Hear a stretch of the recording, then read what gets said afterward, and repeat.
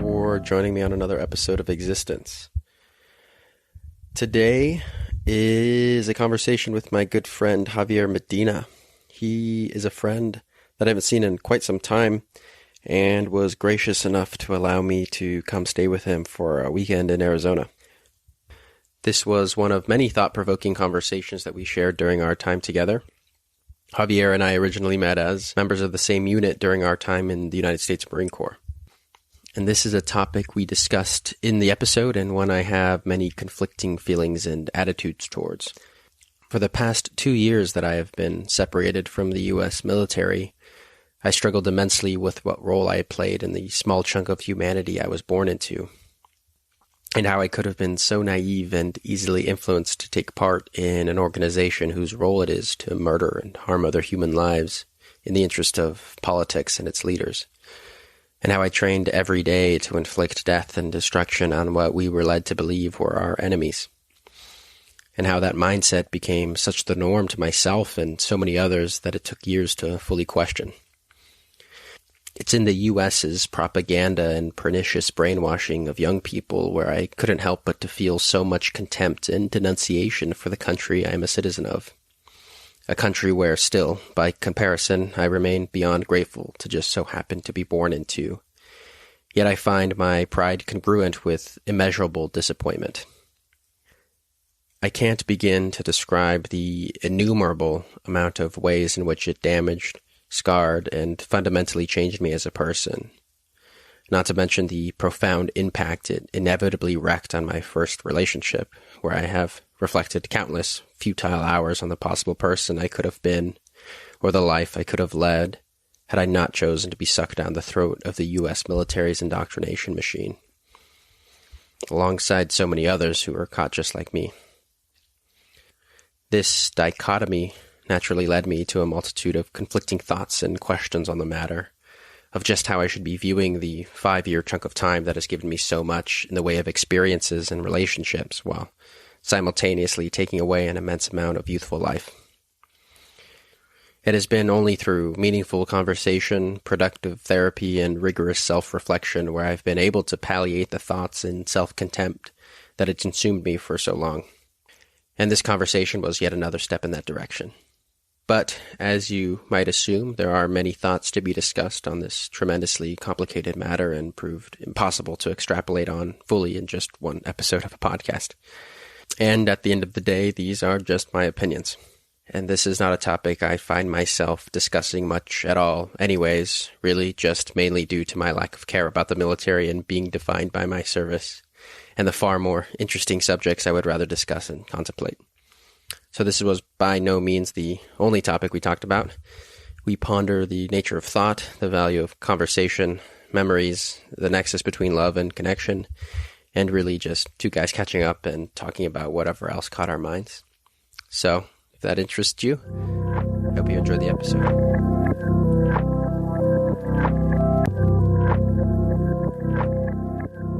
Javier, how are you?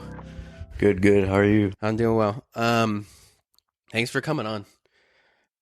I really do appreciate you letting me come into your apartment and just kind of hang out with you again, dude. It's been a minute. Of course. What did you think about meditating today?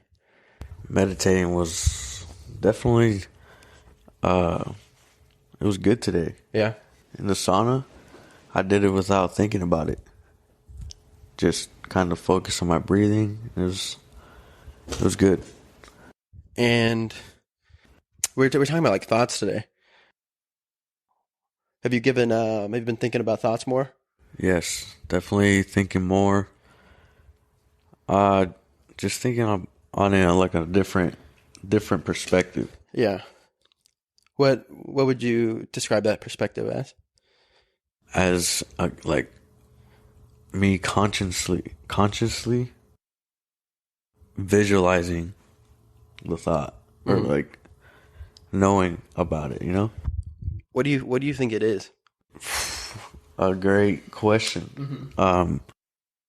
Yeah, I think it's yourself maybe trying to talk to you, like guide you.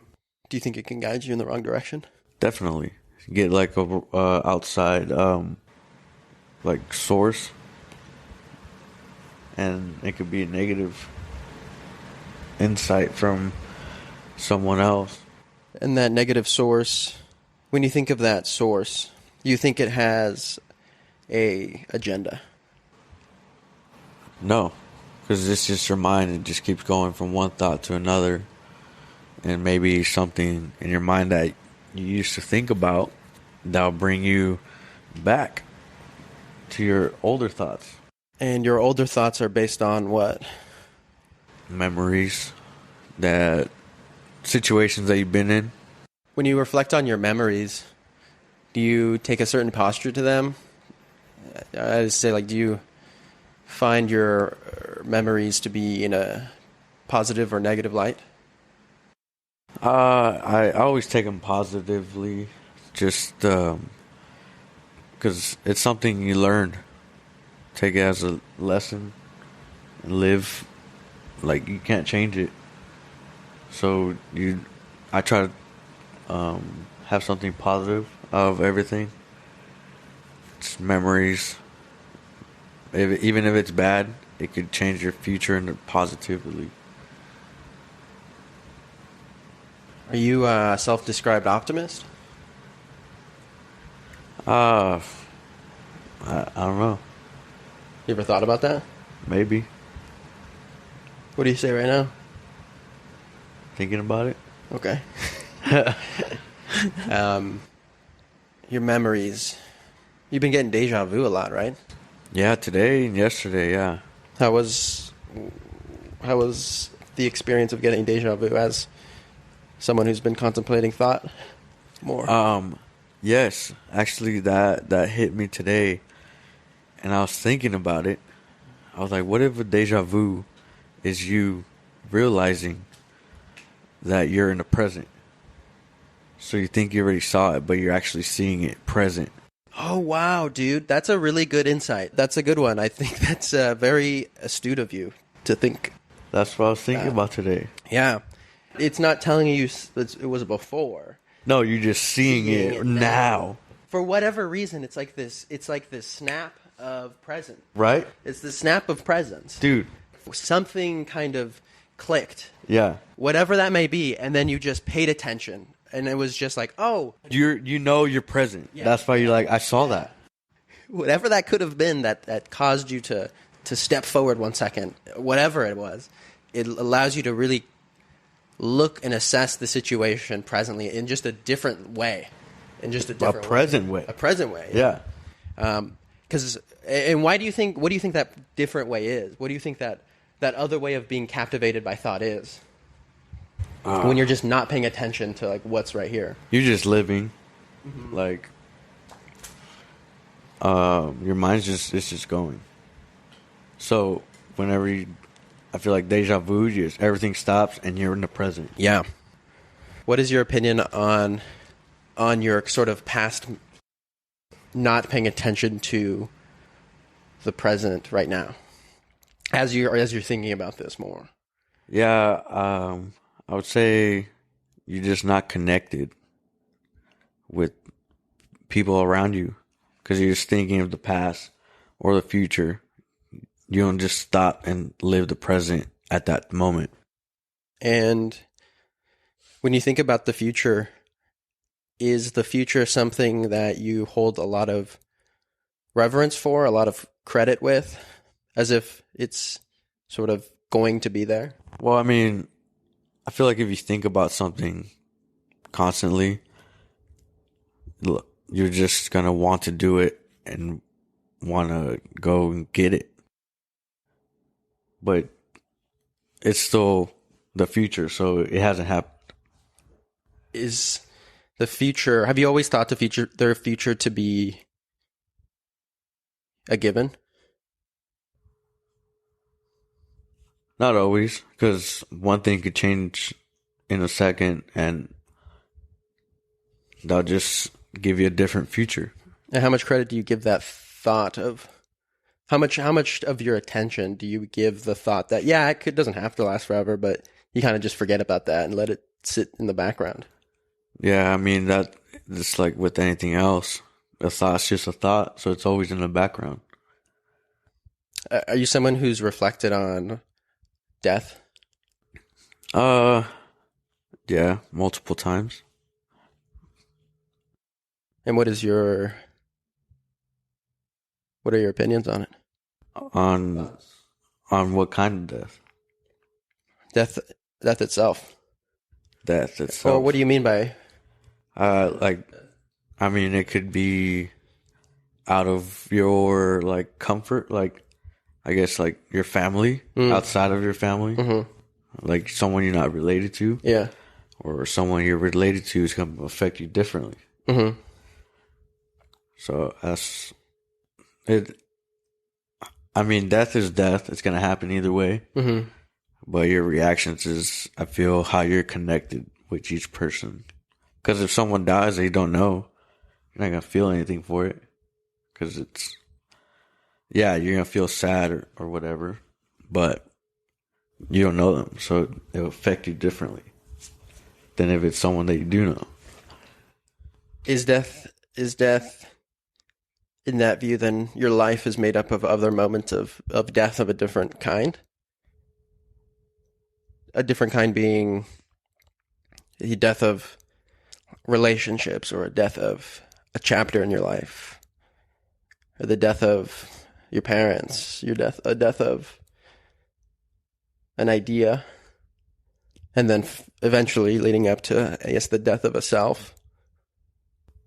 Yeah, it definitely affects everything else around you.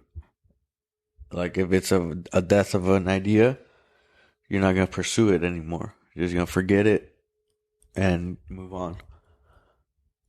If it's maybe someone you have a relationship with, that could affect you personally, and you might not ever be able to move on or never forget it. It's just always going to be there. And then you just deal with it. Would you ever give credit to the thought that thoughts, how impermanent they are? And how, when you start to analyze your own thoughts, that they seem to be so elusive and transitory, able to move and evolve somewhere else, and you don't choose for it to go away, they just do. Yeah, they do just do. Where do you think they go?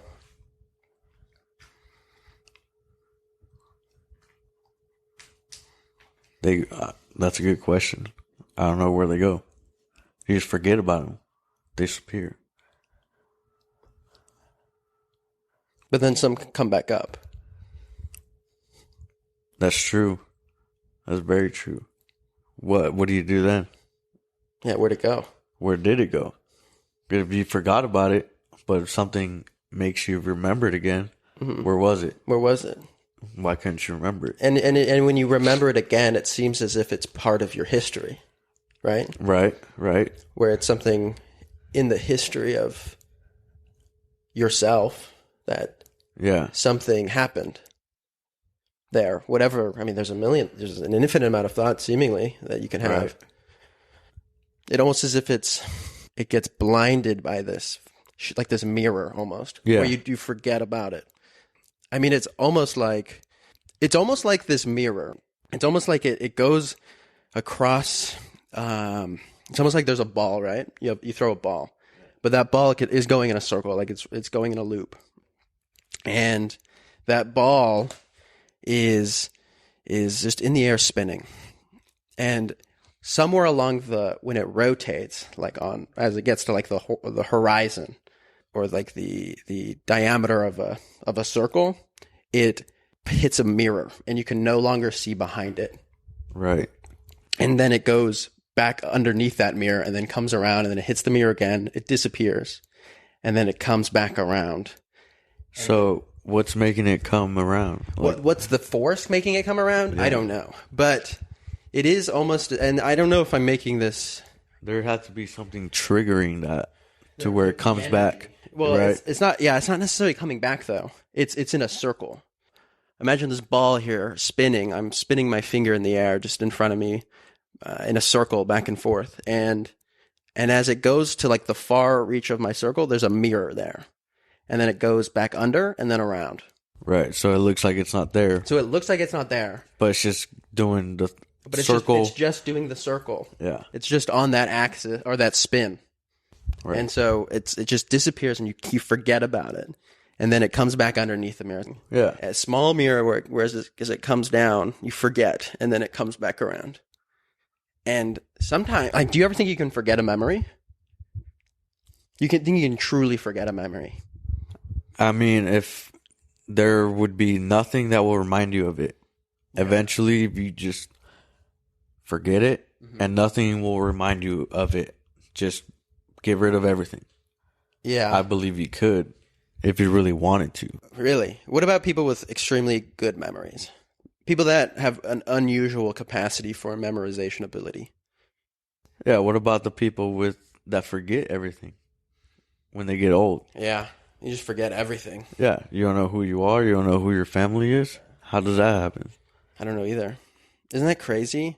You know, you just, in that case, like, that's the crazy thing, is because something I think about a lot is my own. I mean, I'm 25. Like, I've always been like, I've never been like the most, like, I can't memorize everything, but I've always had like a decent lead, like just a normal memory, nothing crazy. But you know, I don't think I have Alzheimer's right now, but like, I'll freak myself out sometimes and be like, oh, you're going to die. And like, who knows? Maybe I'm just losing my memory, but I also remember a lot of other things. So I'm like, Yeah. oh, okay, like, I'm still remembering a lot of other things. Like, oh, I forgot to take out the trash last night. And like, I feel as if like, oh yeah, I should have done that, but I didn't. And Just random things like you'll remember. yeah, exactly. So there's a sense of losing your memory in that sense, but not as you age, it just goes on a really big decline. It seems like for some people, you know, with like Alzheimer's, dementia. So you're saying it'd be like the mirror, but bigger? Yeah, that mirror gets bigger, But it just never comes back. and then eventually it never comes back. So then you would forget a memory.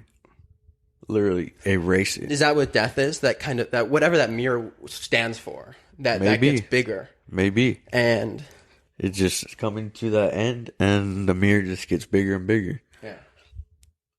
Maybe once you die, it comes all the way around again. Yeah, I mean, if it started that way, why can't it? Because remember, you when you die, your life flashes across your memory, or your life just Flashes my way. I mean, Yeah. according to some, yeah. Allegedly. How would you know if I wouldn't know. Yeah. I've never died before. right? So And then it restarts. yeah, That's interesting because then all your memories are built off of your sense of self, right? You don't have a memory of not being you. right. You don't have a memory of not being Javier. Yeah, because So you can know of experience of this existence in the world as you know it, Yeah. right? So that once that mirror opens up larger and larger until it closes on you and then you die, that's death. yeah, That part, once it closes, is death. And then you're left with this restart somewhere or something else, just something else. And then you experience that until that mirror closes, and you experience something else. yeah. I mean, this is the concept behind reincarnation, obviously. Like, this isn't me coming up with this, but it is. Do you believe in reincarnation? You know, I think a lot about reincarnation as this. I mean, this idea that we are energy in the universe. That whatever this, you know, whatever this, like, we are energy. Our bodies, our molecules, are particles of. It's some sort of energy that comes together in this way that can build an immense amount of life out of this entire universe. And that's just the universe that we, can understand or see physically. So like maybe there's something past that. But everything that we can know is that it's part of the universe that we live in. And it's all made from some type of energy. And so that energy doesn't go away. It doesn't go away when you die. It just moves somewhere else. And I wouldn't hold that me, myself as Evan, come back somewhere. It's just something, my energy goes somewhere as a part of a greater whole. So would you say that deja vu would be part of your reincarnated life? I don't see that, because Okay. I see that as more of I see that as more. I think that's sort of reincarnation is your own self, is kind of holding on to your sense of self. I think it's really kind of like, in order for you to like truly let go of your sense of self, like who you believe yourself to be as a person operating on Earth. I think that's just really holding on to your sense of self until you can really let go. And you don't have to think that. I guess I would say like maybe the universe just restarts, and then it's like a continuous evolution of somewhere in the universe. Like there's going to be an eventual time, given an infinite amount of time, you come back as yourself, living the same exact life that you lived. So maybe, but I think that's something that is I think that's something so far out there. And maybe it does. Maybe that is it. But maybe it's not. Maybe we go on to something else, and then something else, and then something else, and then something else. And maybe eventually we do restart in ourselves. But and I don't know. But that's what's interesting, right? It's just not knowing. You think you being born is your restart? Because what if your memory of your life, let's say you have like pictures and stuff of your birth. What if your memory is you restarting every time?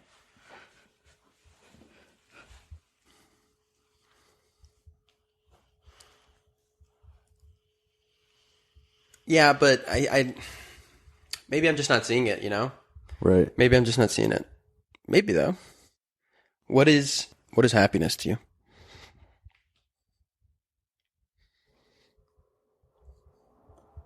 I mean, happiness is what you make it. What makes you happy makes you feel good. I guess self-worth.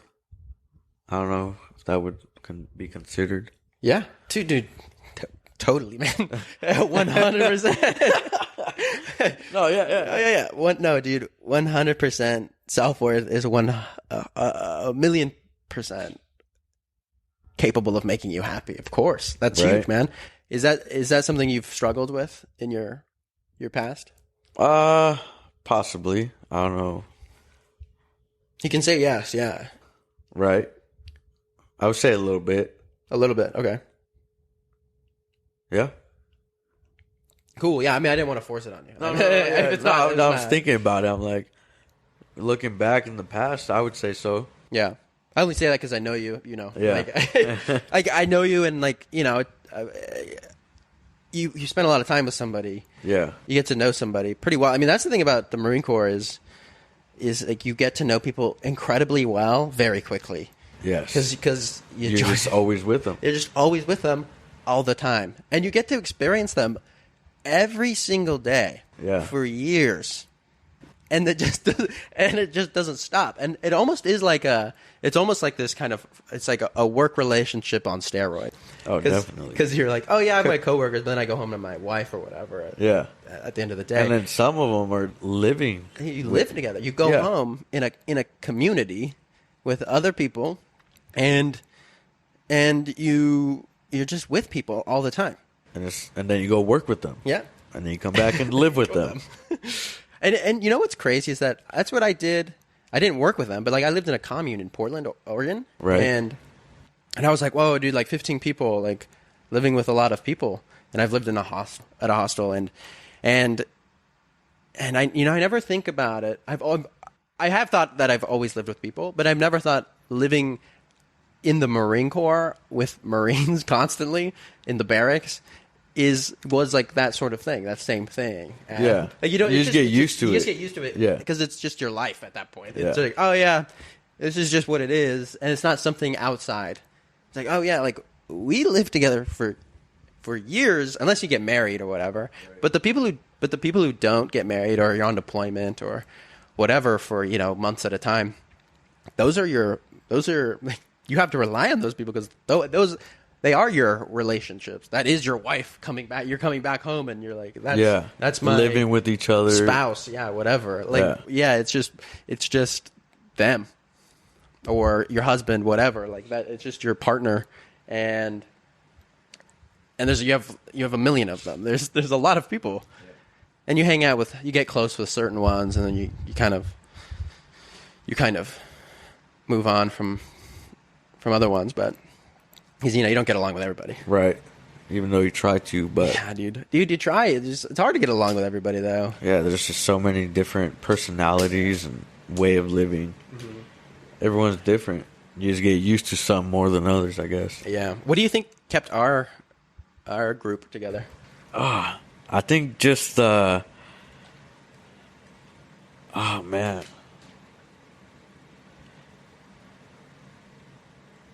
Like, everyone is different. Yeah. And we just, like, clicked. Yeah. So, just for people who are listening, we had, like, a pretty, like, how many people? Like, 5, we had a pretty, like, and when you think of, like, the homies, like, when you think about the homies, it's Alex, Polito, Simon, Dom, you, me, Gallegos. Yeah. Like, that was, like, the homies. Like, yeah, you know what I mean? Just Bart. Like, that, at least for me, and it might be different because you had different relationships with, like, Dickie and Madison that I didn't have. Dude, like, I think about that all the time. Like, I have friends with different groups, and then you have different groups with different groups. Yeah. Like, you're someone's friend in that different group. Yeah. But you're in one group. Yeah. You're in one group. But it's not like I ever viewed, like, Dickie and Madison's, like I always was like, yeah. But it's just, like, I didn't connect with him like I saw you did a lot of the time. Which is the whole different group thing. Which is a whole different group, yeah. And for me, like, that's for me. Obviously, I had other groups, but, like, for me, like, the homies, like, the tight, like, ride or die is, like, that group, you know what I mean? And I got to know you the second deployment more. Yeah. I remember because you were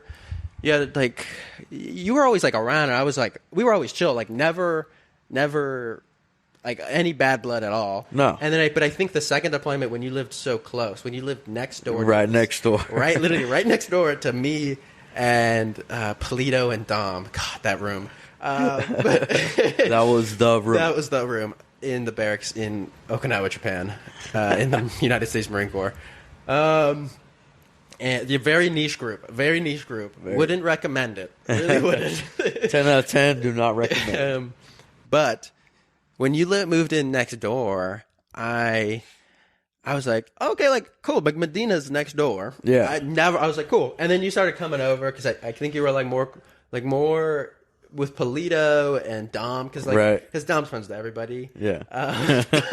Dom was literally everybody, like, was like, yeah, it's Dom. Hey, what up, Dom? But yeah, I was like, okay, cool. And then, like, it was like I remember just from the beginning, as soon as we got to the barracks, from the beginning, I was like, that okay, same night, Javier, like, we're cool now. Like, yeah. It kind of, like, it almost switched, as if it wasn't like we weren't cool and we didn't hang out, but it was like, just kind of that second deployment, or deployment in quotes, that second Okinawa stint in Japan was like, that's when it kind of solidified my relationship with you. Yeah, definitely. Kind of that last year in the Marine Corps. But yeah, dude, would you feel the same for me, or, like, how would you describe it? Because that's just my perspective. Yeah, I agree. 100%. Would you agree with that? Because I don't. True. That's just from my perspective. I mean, we would, like, work together and stuff, but nothing crazy. But then that last year, that's when we got tight. Yeah, totally. It's interesting. I mean, like, this kind of brings me to a point of just trying to see other people's perspectives, because like people have radically different perspectives. Right. I mean, it's completely different. You have no idea what it's like to feel my thoughts and my emotion, my consciousness. Like I have no idea what it's like to feel yours, you know? So I just want to be aware of that when I talk to people, you know, just get to really understand, like, you know, everything in your mind is from your own perspective. Yeah. How do we get it out of other people? How do we try to understand people in their own self, in their own ways, with their own, all their, you know, insecurities and their thoughts, good and bad, and energy and art and whatever they're feeling inside? How do we start to understand that? And that's something like super important. I find conversation is extremely, like, it is the at least, you know, the way we can experience it as humans is this, it's the lifeblood to creation. It's the lifeblood to movement forward and more well-being is just communication, talking to other people and getting things out, even when it is uncomfortable. You know, and yeah, no, it's extremely important. What do you think about your own self being drawn to more communication, talking to other people more and more, or are you someone who's kind of okay being more, I guess, in solitude? Yeah, I mean, with like emotions and what I feel inside, I'm more in solitude because it's just what I feel. Mm-hmm. So I wouldn't say people would be able to feel what I feel.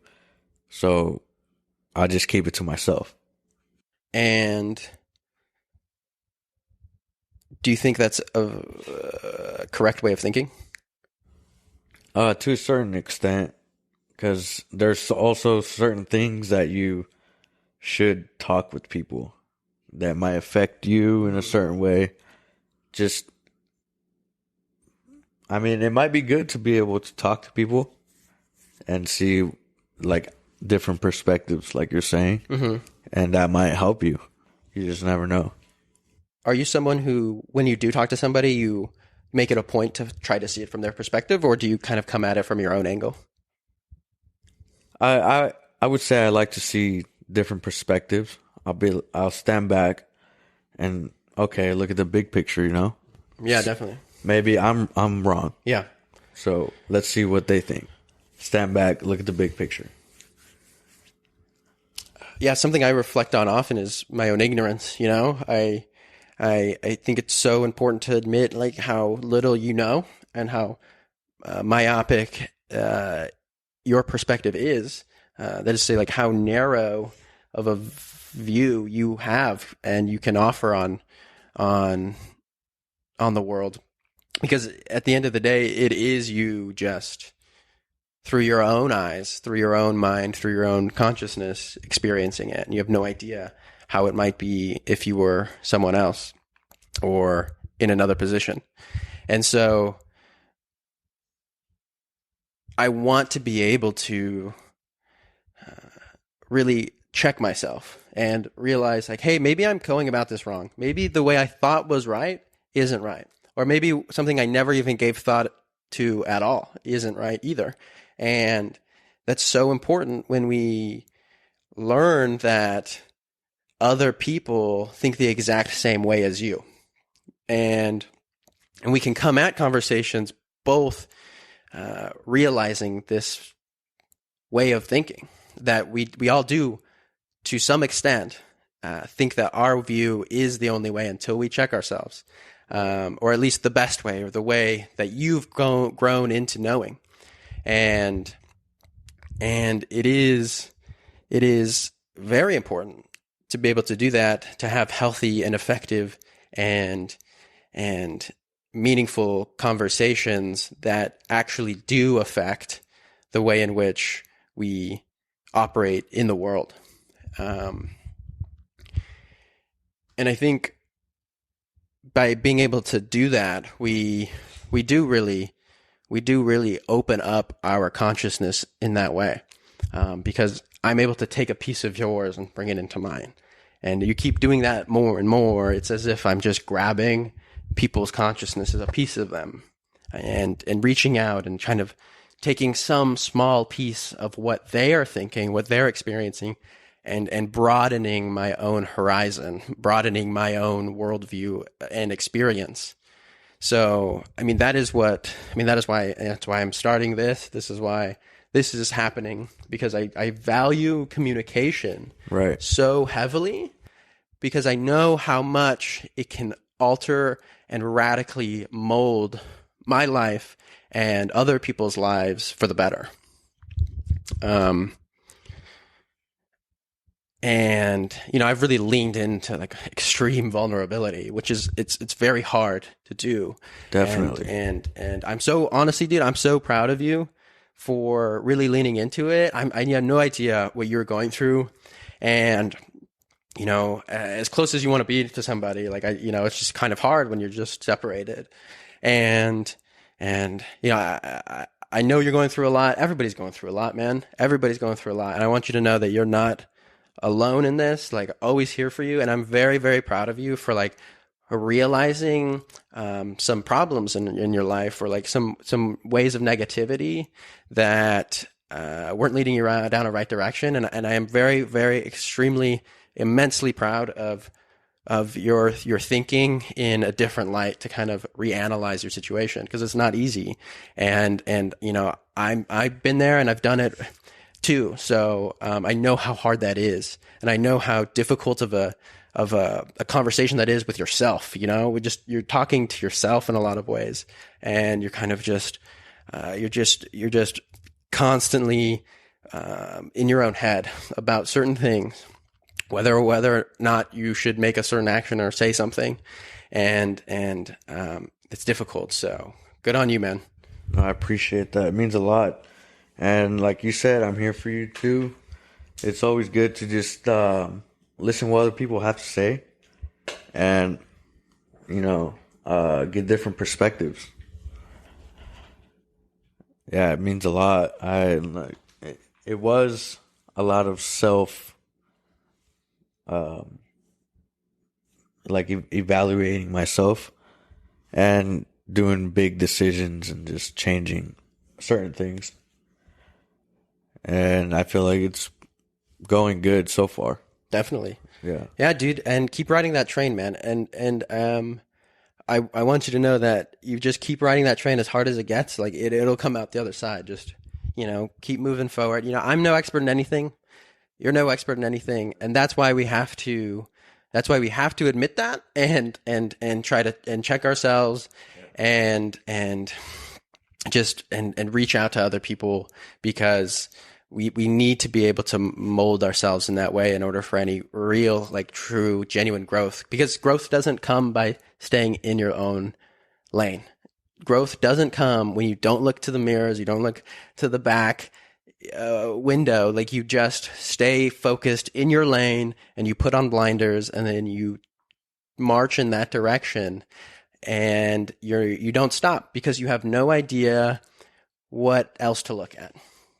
And in a lot of ways, sometimes, for a myriad of reasons, you put on those blinders, because sometimes maybe it's you have to get through a really difficult situation, or you kind of get blindsided by something in life extremely quickly, or maybe it's years of accumulation that are building up to yourself thinking in this narrow perspective. But if something happens and it knocks you out, if it's like boom, and there's shift, you can kind of like really hold on to the shift. That it just takes one shift. I think it takes one push. So you just need that. And if you see something different, you hold that and think about it, and truly, really analyze it, because it's there, and it's real, and you can actually act on it. And to like really break up the monotony of life. It's difficult, and sometimes you can, I don't know how possible it is to just do it yourself, and I don't think it is, it's not, you can't go through life by yourself. I retract that statement, because I have thought about this. It is something that you can't do by yourself on your own. You need other people. Even if we leave here, I don't know if we leave this earth alone, but in order to get there, you're not going to make it. It's just, in order to live a good, well balanced, loving, creative, beautiful life, you need to be around other people, whatever that is for you, maybe, and it's less for certain people and it's more for others. And it all comes down to our personality and our perspective and our lifestyles and what makes us happy. But, sitting in a cage by yourself and never being able to communicate, that's not the answer.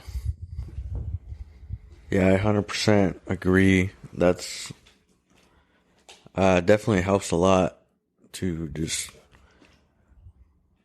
I guess, relieve your head from all those thoughts. And communicating is a great way to start. There's other ways, other sources, and it's just a start. Yeah, I mean, I kind of want to talk about the experience of being in the Marine Corps a bit more. I'm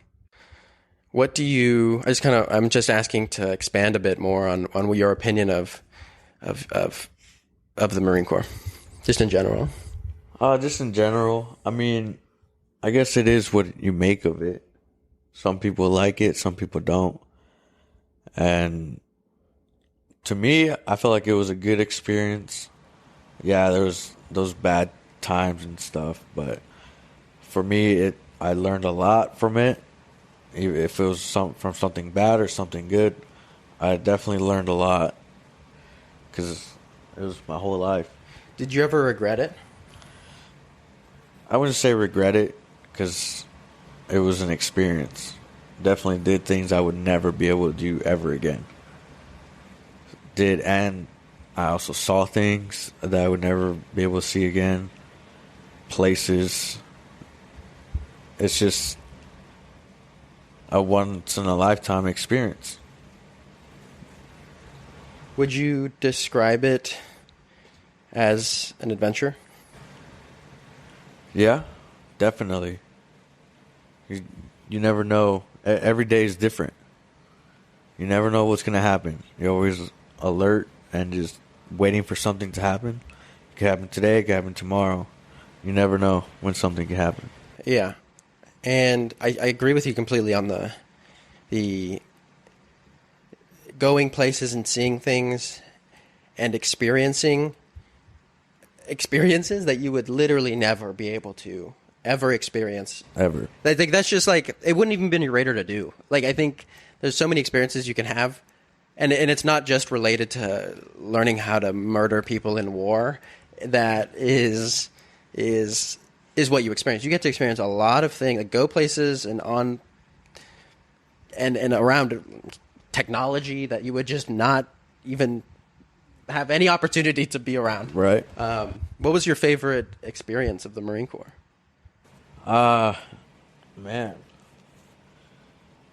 I would say the whole thing, mostly just being able to know different people from different places, different backgrounds, and just be with them in that present time. Whatever you're doing, if it sucks or it's fun, as long as you're with those people, it's okay. Yeah.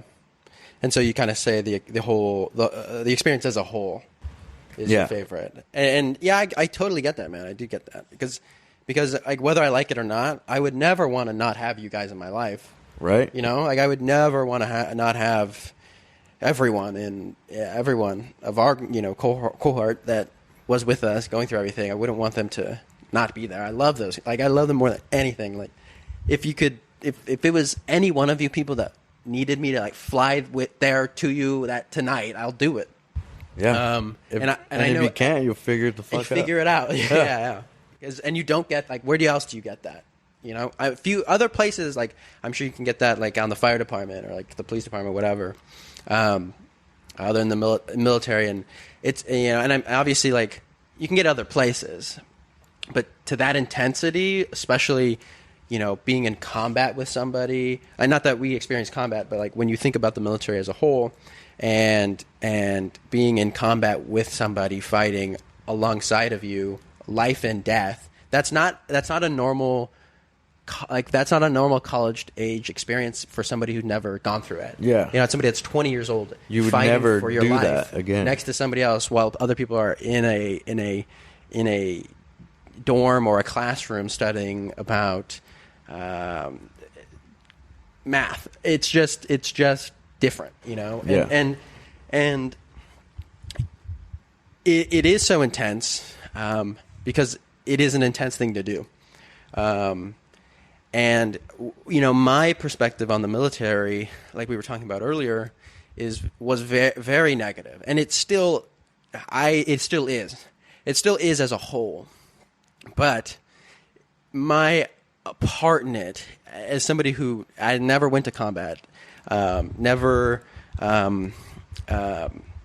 experienced the Marine Corps in that way, it still hurt me as to what I signed up to do, to harm other people, to be consumed by the propaganda, to be molded in a way since I was a little kid that told me that was a correct thing to do, and that was an admirable, noble thing to do. And in a lot of ways it is, but in a lot of ways it's not. And I think realizing the dichotomy between the two is very difficult when you've never experienced it and you've never gone through it, and you can only look at it from an outside perspective, because this is something we have talked about, is like nobody else knows what it's like to be in the military unless you've been in it. And it, you can explain it to somebody till you're blue in the face, but at the end of the day, they're going to walk away from that conversation never having to think about some of the things that we've thought about. Right. And experience some of the things that we've experienced. And I don't like it. I don't like it. I'm a pacifist. I'm against war. Like, I'm anti-war.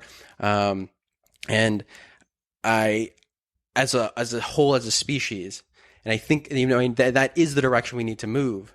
But the military does offer some things to this world as like it's because there are problems and there are evils in this world that a military wouldn't. I don't know. Like, I think if it was up to me in this current world right now, like if the U.S. were to say tomorrow, let's get rid of the military, like, no, like that's. But I also don't know. I also know that nobody should have militaries, and that we should all just get along, like through love and through understanding and through conversations. It's just so difficult for me to kind of say, yes, right now, today, that the U.S. should just get rid of the military. Like, that's dangerous. You know what I mean? But hey, this is such a complicated political topic, and I don't like politics, but it leads me into this sort of conversation, and I know what the military has shaped me to be. And I don't like that. I hated it for so long, and I've ran away from it every single day of my life until I realized that was just only detrimental, and I have to forgive myself. I mean, I have so many opinions on this, but yeah, it's just it's complicated. It's very complicated. Yeah, I guess you learn to live with it, try to make the best of it, and keep moving on. Accept it, live it. Learn from it. Yeah. And it's in the past. Yeah. Can't do nothing about it. Yeah, totally. And I can't say anything because it's like, I don't know. Like, I never went to combat. I never saw war firsthand. And I'm extremely fortunate. And we're sending kids away to go lose their lives for something they have no idea about and decided by some politician. And it's incredibly scary that could have been you. Do you ever reflect on the fact that you could have died? Like, it didn't happen, but it could have. Like, you signed up for something that's kind of the point of it. Yeah. I mean, at the time I was younger, I just didn't really care. Yeah. You don't think about it. No, you just do it. You don't think about it. You're just living, doing what you're told. And you're promised housing, healthcare, food, money. And you could buy into all of the benefits and propaganda they feed you. And no wonder it's so big, though, because the U.S.'s advertising campaign for the military is like Call of Duty, dude. It's as if it's as if they're just preying. The U.S. military is preying on children that are getting out of high school, and they're looking at Call of Duty, and they're looking at these advertisements. They're playing up at the gym, and they get sent recruiters to their high school to bring them in and to tell them these and to promise them these ideas of adventure and action and benefit and everything else that it tells you how it's going to be. And then you get sucked into that from a very early age. And we take that as if it's just okay. It's okay to do. Because other countries don't think that way. They don't think as if, it's like a normal thing to do to join the military. Like, everyone knows somebody that's joined the military. And this is a conversation that I was enlightened to through my partner, Dorsey. Like, she's Hungarian. And when I was over there, we were talking about just like how big of a military presence there is in Hungary. And she's like, she herself didn't know anything about it. Knew nothing about the military, didn't know anybody that was in it or wanted or was in it, just didn't have a presence in their life. And I don't know if it's possible really to be that person in the US. To like not have a presence of the military at all in the US. Yeah, especially, I mean, like you said with Call of Duty, that's a big influence on that. Yeah. Also, TV, it's everywhere, I guess. Big posters. And like you said, there's a high possibility there's anyone that doesn't know about it. It's frightening to realize how much worse it's gotten, if it has gotten worse. I don't know. I tend to avoid a lot of military. I don't pay attention to the military.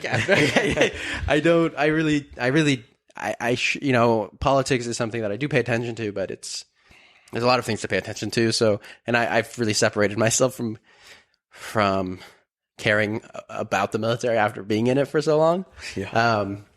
So obviously the war in Ukraine like shapes my opinions now, and obviously there's a host of things that influence my thinking about the military as it stands in this present moment. But I know what damage it did to me, and I just kind of, it's one of those things, if you don't pay attention to, maybe it's better that way. Because it was so all consuming for years on end of my early life. And, it's been such a difficult topic to contemplate for so long. So, and that's why it's important. I think it is important. Like I don't know if you ever felt this way, but when you were talking about or just talking about like communication, or just talking about communication, were you somebody who really like leaned into talking to other veterans? No, not at all. I kind of just don't think about it. Yeah. I don't want to deal with it. But I am starting to realize that maybe talking to other veterans, maybe they're dealing with the same stuff and they found a way to fix it, or something that helps them deal with it. Definitely. So it's just learning new ways, I think it's so important. I don't know if you felt the way I felt, and I'd love for you to respond to the way I thought about it, which was, I got out. I was like, I know way too many people in the military. I don't want to talk to anybody that's in. And so that's what I did. I didn't want to talk to literally anybody, even though I knew I heard when I was getting out, like, talk to other veterans and go to the resource center at Portland State, or go surround yourself with other people in groups that have gone through the same experience you've gone through. And for me, that was the last thing I was going to do. Yeah, you don't want to be in that same vibe again. Exactly. Because it's all the people you've been with. but now you're out and you're trying to figure it out together. And it's crazy because I think that's the opposite thing we should be doing. Yeah, definitely agree with that. Just helping each other out, Like we talked about how we felt earlier, and we're going through the same stuff, and we didn't even know until now. Exactly, dude. And I know there's other veterans out there that have gone through this, that are that might be listening, that are like, of course, dude, and they're older or they've gone through the experience. But it's been 2 years since we've been out, and we're coming to these realizations. Like, I have come to these realizations. I just come to it more and more as I mature. Yeah. But like having conversations with the veterans, that, and not only like, I think in seeing a lot of veterans and like talking to like veterans on the street, that or like in the subway or just wherever you meet them, just like going up to them and like having a conversation, like, hey man, like what's going on? Like I was in the Marine Corps too. Like old guys that are really holding on to that as their identity, or at least they're proud of it, and I'm not taking anything away from them, because God knows what they've experienced, because you have no idea what anybody's experienced. So no judgment at all to anybody anywhere, but especially for the purpose of this conversation, like towards the military. So like I just getting to know what their experience was like is just so important, and anybody who wasn't, like, that have gone to that age. I think a lot of them, I don't know if a lot of them actually, I think that's something to ponder, is like, how much do you think that the old vets really, talk about their military experience? I would say to an extent. Yeah. And then they probably hold on to more of the bigger stuff. Yeah. And I think it depends, especially like what war they were in, what they experienced. Like, yeah, definitely off of all experience. Mm-hmm. Completely. Everyone, of course, is experiencing their own thing. And I don't mean to generalize, but I guess because like, I think now, like, there's so much, like, there's a lot of like, hey, go out and talk to people, but there's, it's just like, you never like, oh, that's a cool thing to do. For, at least for me, like, it was never like it was easy. I could have done it, but it just never was on my radar to do. And I think that's why it is important to like just go out and talk to the guys, because they'll get something out of it. No judgment, whatever. Like, I want to know what some people in Vietnam have experienced. I never imagine.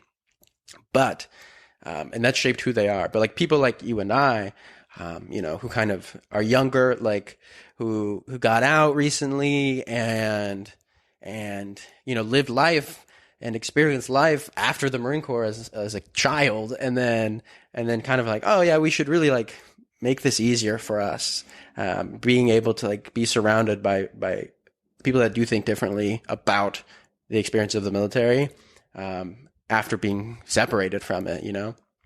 If I was forced into a situation like that, I think I still would have walked out the door as soon as I got out of the military. I think it's taken time to really come to this realization as time has progressed, and I've just really.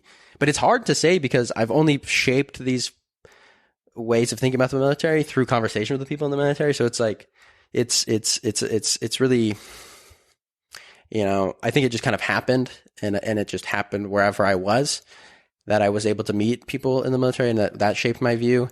And I never sought it out. It just kind of an occurrence that happened. Yeah, so the military was messed up, and we should all love each other and be, we shouldn't be fighting over land for no reason. And that's my perspective on the military. And there's so much to it, but that's it. We should all be more loving. What do you think about love? What is love to you? I would say a deep connection with. Well, it depends what kind of love. What type of love do you think there is? There's love for people, like in general. There's love like relationship. Mm-hmm. There's love like family. There's just different types of love. Do you think it's all of a piece of the same type of love, I would just say or of one type of love? probably just connection wise. What is connection then? Living the moment with people at the same time. And you think connection is rooted in love? I would say, yeah, and to an extent. Is it all sort of... Because you could have bad connections with people. You don't love them Why don't you love them? because you have a bad connection. Do you think because you don't click with somebody or have a bad connection with somebody, it negates their ability to be loved? Or, I mean, that is to say, their being no longer is in deservance of your love? Well, that's also to an extent. Like, yeah, you could love a random person, but not as much as you love someone you have a relationship with. Yeah. Do you think that is...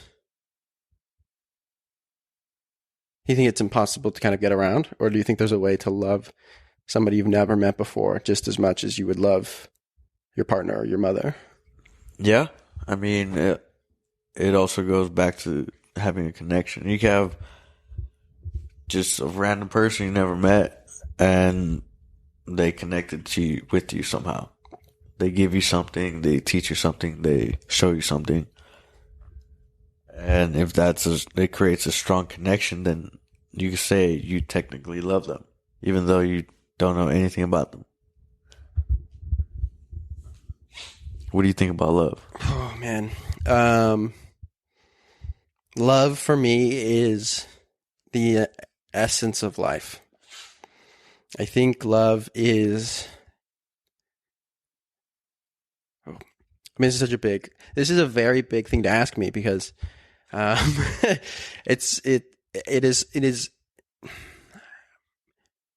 is almost one of the things I think about the most.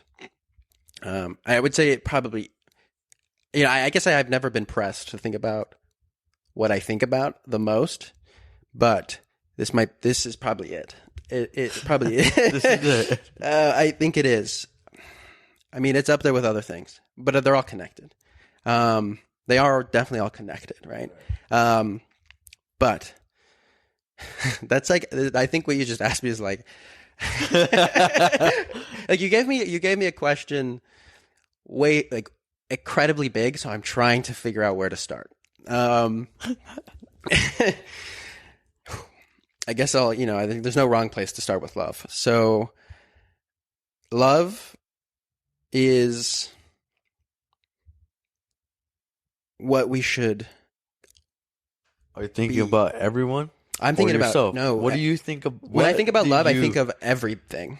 I think of everything. I think that love is everywhere and capable So would you for say everybody. it's a type of connection? Definitely, dude. I mean, I think it is a very an astute point because it is a type of connection. It is a type of connection. It's a connection in which we are all one. We are all just this one consciousness. When I say we, I don't, it's hard for me to, it's hard for me to kind of articulate what I mean by we. I think that we are all just of a piece of the same thing. We are all just whatever we are, some sort of energy in existence. And you are no different than I am. And I'm no different than you. And in a sense that I am you and you are me as like this energy in existence in the universe. In whatever realm of consciousness this is. We're all the same. And it's that constant reminding myself of that. It's that constant, hey, like, think about it, because we all are the same thing. So if I hurt you, it means I'm hurting myself. If I don't act in a positive, loving, open, honest and caring manner towards this random person on the street that I'll never be next to ever again. If I don't recognize that, then I'm hurting myself.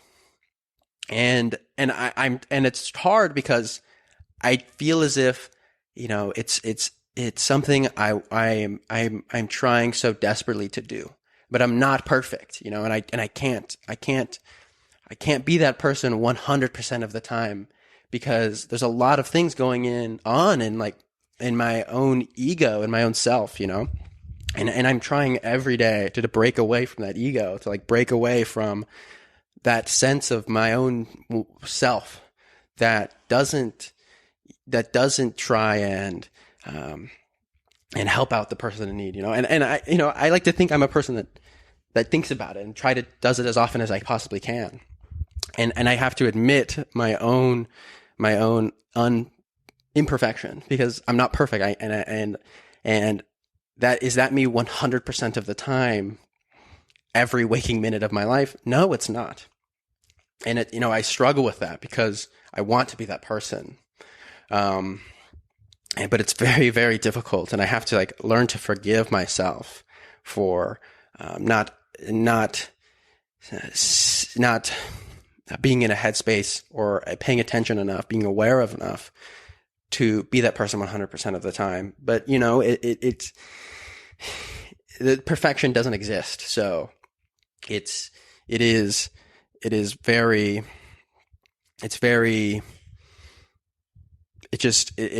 can hurt, it can hurt when I reflect on myself and I don't give myself enough credit for everything I do. And, this is something that I know about myself and something that I am continually working on, but it's not, I'm not perfect. Is love, would you say connection is more, would you say connection is more fundamental than love, or love more fundamental than connection? Or do you think they're kind of on the same level? I would say they're on the same level, because you can't have love without connection. And you need a connection to have love. Definitely. I would say the same. Yeah, I would say the same. I'd say they're the same. I would say they're equal, but I would say you can have connection, but you don't have to. Well, I don't know, because you can have connection without having love. So you can't have love without connection. You can not love someone? I think it's possible to not be aware that we should love somebody, but I don't think that's impossible to not love somebody. I don't know if it's possible to just not have the ability to love somebody. I don't know, but it also, I don't know if I think it's possible to actually be aware that you can have a connection with somebody, but not love them without realizing it. Yeah, I don't know, because connection to me is more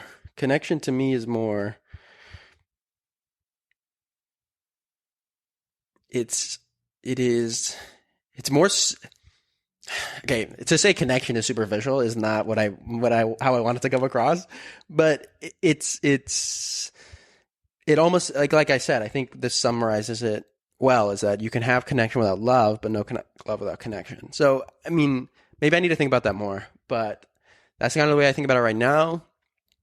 I'm going to have to reevaluate my stance on that, though. Maybe that isn't how I should be viewing it. But I think that's a difficult question to ask, because to me, love is this fundamental element that makes connection so beautiful, and that makes connection at all, makes it purposeful or meaningful, and something that gives us meaning more than just the sheer act of connection in and of itself. So, but again, that's just the way I see it right now. I'll have to think about that. My computer's about to die, so we're gonna send it off right here, baby. Yes, sir. I am a podcaster that forgot his computer charger. And we made it an hour and 11 minutes. 12 minutes. That's good. That's good. Thank you for being on, dude. No, I appreciate the opportunity. I've never done it. Once in a lifetime. So. Once in a lifetime, baby. It's an honor. Yeah, it's an honor. No, dude, it's an honor to be your friend, man. I genuinely am so. I mean, like we talked about, there is no other connection you get with people that kind of. I mean, there's obviously other connection you can have with other people, meaningful connections, but there's a certain type of connection you get being with somebody in the military, and I'm super happy that I met you and that we are friends and we're still, maybe it is a couple years in between. Yeah, but it feels like it does, like it was yesterday. It does. We just picked up where we were, dude. And it's like we picked up where we left off, and there was honestly it was like that. It really was just like I got out of my car. I was like, "What's up?" I got out of my car, and just like we were like into like deep conversation already. Yeah, like just there's a lot to catch up on. There's like so much to catch up on, but.